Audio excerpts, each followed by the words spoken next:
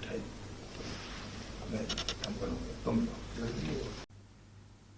मेरी प्रिय बहनों, माताओं, बेटियों, भांजियों, रक्षाबंधन के पावन पर्व पर आप सभी को हार्दिक शुभकामनाएं। आप सुखी रहें, स्वस्थ रहें, प्रसन्न रहें, भगवान से यही प्रार्थना करता हूं। भारत में आज से नहीं, अनादिकाल से मां, बहन और बेटी को अत्यंत सम्मान का स्थान दिया गया है। यत्र नार्यस्तु पूज्यन्ते रमन्ते तत्र देवता। जहां मां, बहन और बेटी को सम्मान की दृष्टि से देखा जाता है, वहीं भगवान निवास करते हैं। गंगा, गीता, गायत्री है बहनें, सीता, सत्या, सावित्री है बहनें, दुर्गा, लक्ष्मी, सरस्वती है बहनें।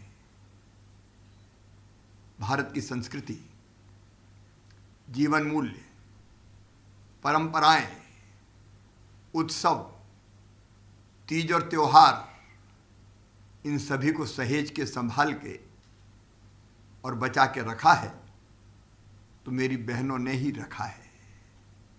हर परंपरा का निष्ठापूर्वक पालन करती हैं वो। भारत में परिवार व्यवस्था दुनिया के लिए आश्चर्य है और हमारे लिए गर्व का विषय है, लेकिन परिवार को भी संभालने और सहेजने का काम हमारी बहनें ही करती हैं। वो परिवार की धुरी हैं। मेरी प्रिय बहनों और बेटियों, मुख्यमंत्री बनने के बाद से ही लगातार मेरी कोशिश रही है कि मां, बहन और बेटी की जिंदगी में कैसे खुशियां लेके आऊं। इसके लिए एक नहीं, अनेकों योजनाएं बनाई गई। आज भी किसी भी शासकीय कार्यक्रम का प्रारंभ मैं बेटियों का पूजन करके करता हूं। यह प्रतीक है इस बात का कि बेटियों का सम्मान और सुरक्षा हमारे लिए सर्वोपरि है। बेटी पैदा हो तो लाडली लक्ष्मी योजना। अब हमने लाडली लक्ष्मी को तय किया है कि कॉलेज में बेटियां अगर प्रवेश करेंगी तो एक मुश्त 20,000 रुपए की राशि उनको दी जाएगी। और मैं मेरी लाडली लक्ष्मी बेटियों को आश्वस्त करता हूं कि उनकी उच्च शिक्षा का भी पूरा प्रबंध किया जाएगा। उसके लिए आवश्यक आर्थिक व्यवस्थाएं भी की जाएंगी। बेटी स्कूल जाए तो यूनिफॉर्म, साइकिलें, पाठ्य पुस्तकें, किताबें। बेटियां अगर 12वीं में अच्छे नंबर प्राप्त करें तो गांव की बेटी योजना, शहर में प्रतिभा किरण योजना, कॉलेज में अगर प्रवेश करें तो शिक्षा की बेहतर व्यवस्था, शादी अगर हो तो मुख्यमंत्री कन्या विवाह योजना, निकाह योजना। और अगर हमारी गरीब बहन बेटा बेटी को जन्म दे तो जन्म देने के पहले 4,000 और जन्म देने के बाद 12,000 प्रसूति सहायता योजना। बेटियां और बहनें अब ग्रामीण क्षेत्र में भी अधिकांश समय भी हैंडपंप पर पानी भरने में लगाती है। मेरी प्रिय बहनों, हमारा संकल्प है कि हम 2024 के अंत तक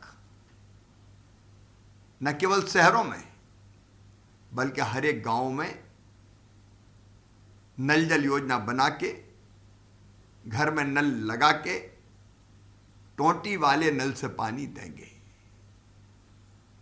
प्रधानमंत्री जी ने जल जीवन मिशन योजना बनाई है। मेरी बहनों, विदेश अगर बेटियां पढ़ने जाना चाहे तो विदेश अध्ययन छात्रवृत्ति योजना। मेरी गांव में गरीब और निम्न मध्यम वर्गीय परिवार की बहनें अगर आर्थिक रूप से अपने पैरों पर खड़ी होना चाहें तो महिला स्वयं सहायता समूहों को सरकार की गारंटी और कम ब्याज पर ऋण देने की व्यवस्था। जो बहनें जिनके नाम संपत्तियां, चाहे वो कृषि हो या अन्य संपत्ति हो, अगर उनके नाम रजिस्ट्री करना हो तो रजिस्ट्रेशन शुल्क केवल 1% देने की हमने व्यवस्था की है।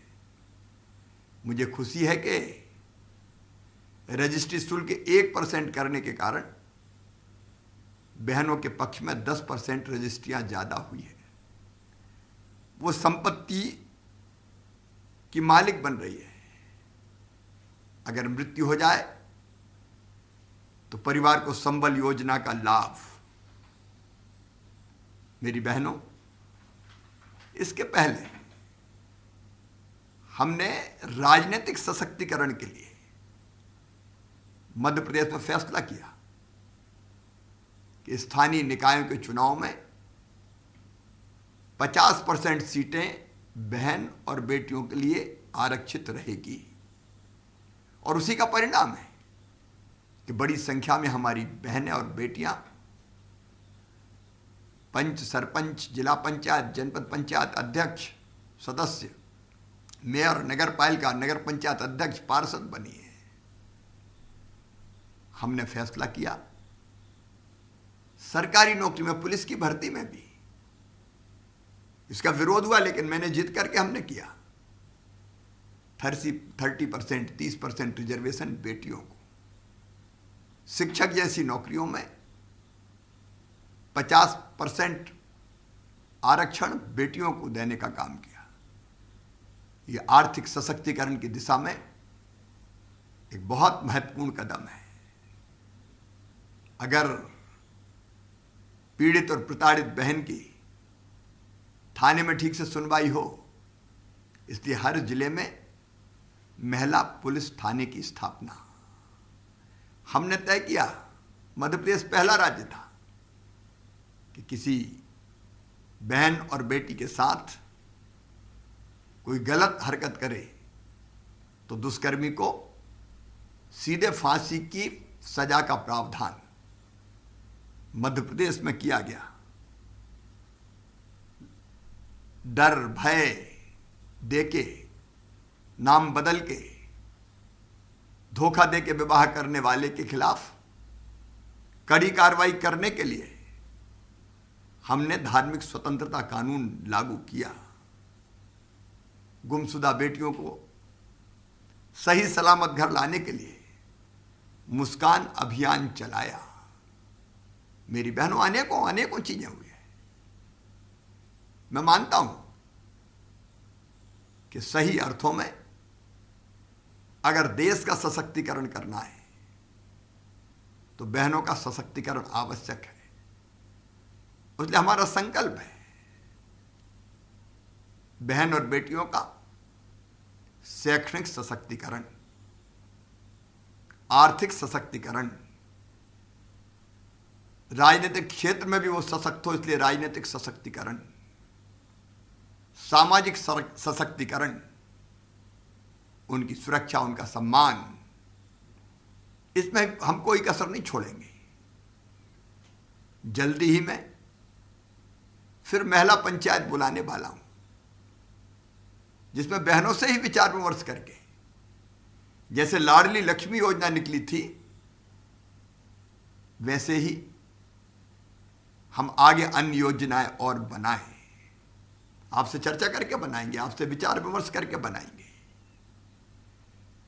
क्योंकि मैं मानता हूं आत्मनिर्भर मध्य प्रदेश आत्मनिर्भर बहनों के बिना नहीं बन सकता।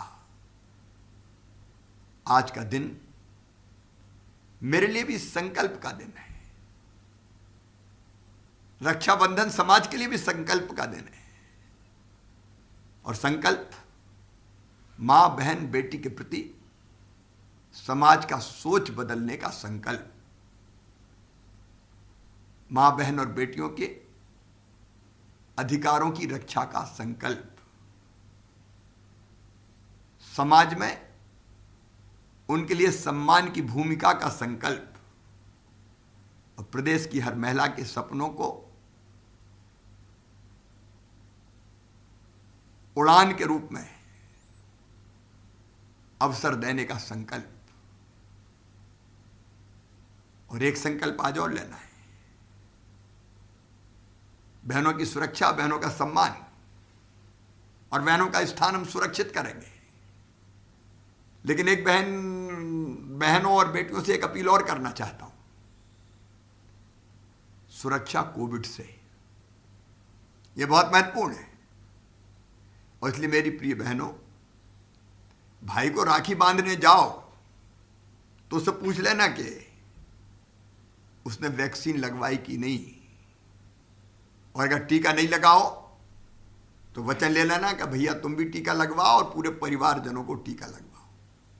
और हाँ मेरी बहना, अगर तुमने अब तक टीका नहीं लगवाया हो, अब तक अगर वैक्सीन नहीं लगवाई हो, तो तुरंत टीका लगवाना।